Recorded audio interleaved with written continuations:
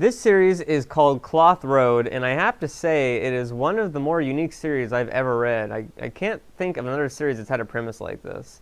I kind of got into it when I just stumbled on it. It was a new series and stuff like that. I was like, oh, and I started reading it, and it updates almost never now, unfortunately, but it's actually really, really good. It's it's one of those series that comes along that you're like, man, this is a really good idea. I don't know why why nobody else was able to think of this idea, because it's such a great idea, but you know what I mean. It's one of those genius ones. But the whole premise of the series is that I forget if it was established that it's in our future or if it's just an alternate reality or something like that.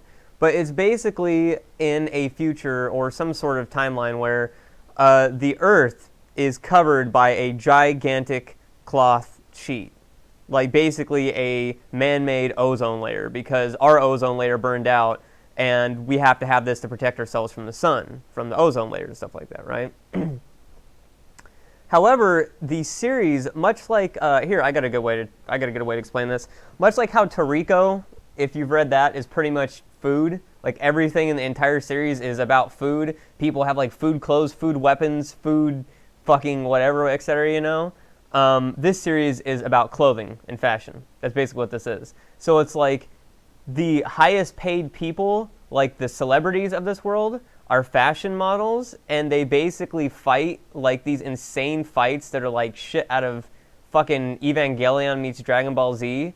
And then they have like tailors that have to make these crazy ass battle outfits for them. So like they'll come into battle and they'll have some long flowing dress or something like that that looks like it's like out of some like, you know, Victorian era wedding, but then it'll have like rocket boosters built into like the nanomachines of it that'll boost them up in the air, and then the dress will like spin and like turn into 1,000 blades that will fucking like, you know, trap the other person and whatever else. And basically to defeat somebody in combat this way, they have these buttons on them, and the buttons are what you have to hit and disable, sort of like the core in Evangelion or whatever else, stuff like that.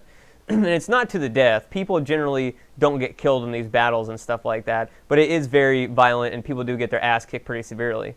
And so basically the combos then are like, you know, you have the fashion model who has to wear this outfit and kick ass in it, and then the tailor that designs the outfit for the model and their personality and all other stuff.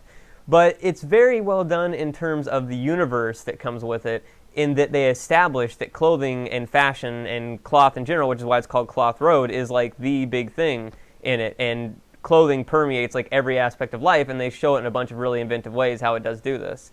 And so as the series goes on, of course, there's like a greater evil revealed and stuff gets all crazy and dramatic, but it's very well done no matter what. And again, it has I'll say this one isn't so much about character development and personality than it is about sort of like the wonder of the universe that it presents for you. This is definitely not a character-driven series, as the characters are very archetypal and not really that deep. This isn't to say they're like stupid or boring. It's just the focus is obviously on the drama that goes with a world that would be set up like this and the events within that world, rather than the actual characters' personalities themselves. Obviously, it's focused about the drama with the two main characters, but you get what I mean. It's it's more like it's you know, kind of like Dragon Ball Z or something like that. It's like the characters didn't have these exceedingly deep, complex personalities. Most of what you watched it for was the action and the events that went on in the storyline itself.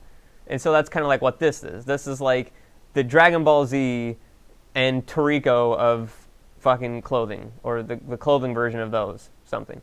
But the art style is also pretty interesting too. The art style is really unique and really matches what's going on with the whole fashion thing.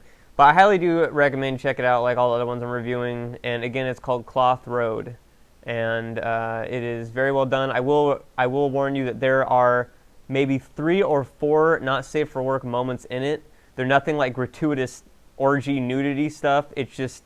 It's stuff that actually makes sense why it's in there, you know, kind of nudity. But it is in there in a few parts of the comic. I think it's only in 3 or 4 chapters out of like a boatload, and it's like 1 or 2 panels at most.